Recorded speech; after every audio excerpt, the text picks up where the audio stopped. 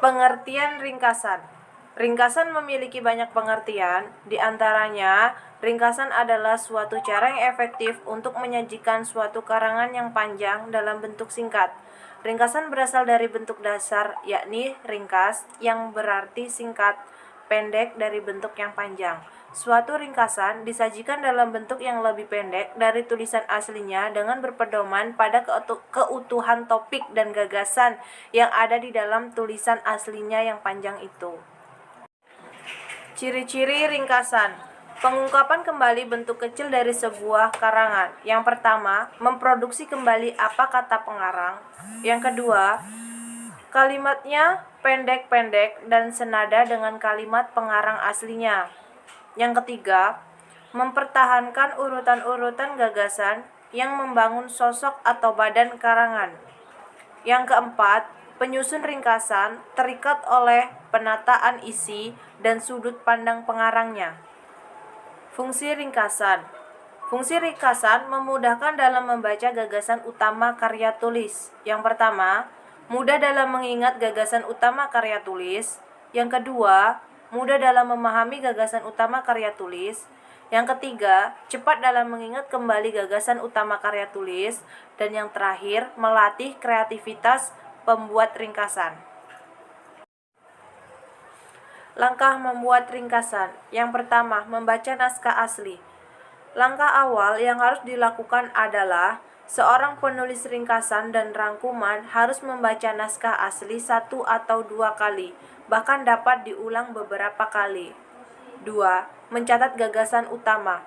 Jika penulis sudah mengetahui kesan umum, maksud asli serta sudut pandang pengarang, maka sekarang ia harus memperdalam dan mempertegas semua hal itu.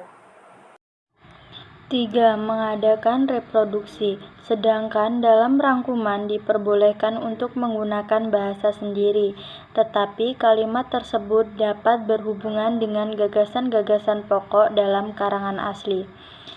Apabila terdapat gagasan-gagasan di antara gagasan yang telah dicatat, masih terdapat gagasan yang kabur, maka penulis dapat melihat kembali isi naskah yang asli. 4. Ketentuan tambahan. Produksi belum tentu pengarang sudah mengerjakan segala sesuatunya dengan sebaik. Begitu pula jika rangkaian gagasan yang panjang hendaknya diganti dengan suatu gagasan sentral saja, tetapi yang sudah dicatat dari karangan hasil itulah yang harus dirumuskan kembali dalam kalimat ringkasan dan rangkuman yang dibuat oleh penulis. Selanjutnya ada pengertian ikhtisar. Ikhtisar merupakan suatu bagian dari tulisan yang menyampaikan suatu informasi yang penting dari sebuah tulisan dalam bentuk yang sangat singkat. Menurut Juhara, ikhtisar adalah penulisan pokok-pokok masalah. Penulisannya tidak harus berurutan. Boleh secara acak atau disajikan dalam bahasa pembuat ikhtisar tanpa mengubah tema sebuah wacana. Ikhtisar berfungsi sebagai garis-garis besar masalah dalam sebuah wacana yang berukuran pendek atau sedang.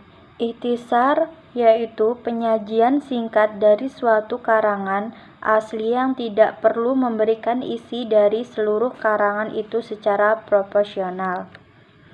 Selanjutnya ada ciri-ciri ikhtisar. Yang pertama, tidak mempertahankan urutan gagasan.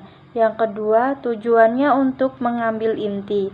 Yang ketiga, bebas mengkombinasikan kata-kata asal tidak menyimpang dari inti. Selanjutnya ada fungsi ikhtisar. 1. Untuk mengembangkan ekspektasi serta penghematan kata. 2. Memahami dan mengetahui isi sebuah buku atau karangan. 3. Membimbing dan menuntun seseorang. Langkah-langkah menyusun ikhtisar tak ubahnya dengan langkah-langkah menyusun rangkuman. Hanya saja, setelah membaca bacaan yang akan diikhtisarkan, penulis dapat langsung menambah dengan pengetahuan yang dimiliki, yang sesuai dengan bahan kajian dalam bacaan yang akan diikhtisarkan. Hasil penggabungan tersebut selanjutnya ditulis kembali dalam sebuah ikhtisar yang koheren. Tahapan dalam membuat ikhtisar yaitu yang pertama, mengambil intinya, Yang kedua, memproduksikan kembali secara kreatif kata dari pengarang. Yang ketiga, urutan gagasan yang diungkap kembali tidak seperti urutan gagasan karangan.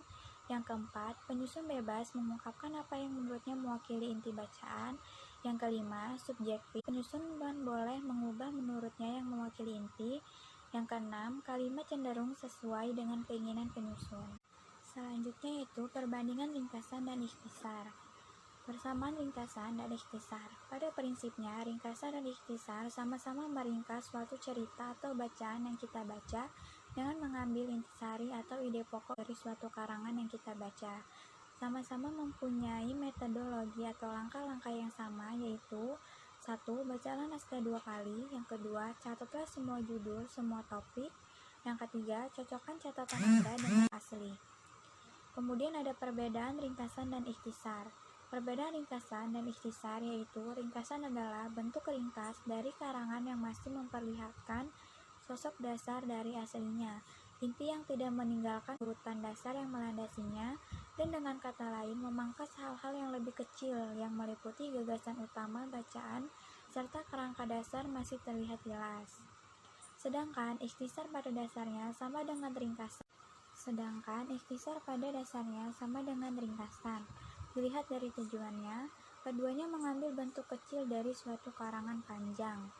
Perbedaannya, ikhtisar tidak mempertahankan urutan gagasan membangun suatu karangan. Terserah pada si pembuat ikhtisar. Untuk membuat ikhtisar, si pembuat bebas mengambil kata-kata asal tetap menunjukkan inti dari bacaan.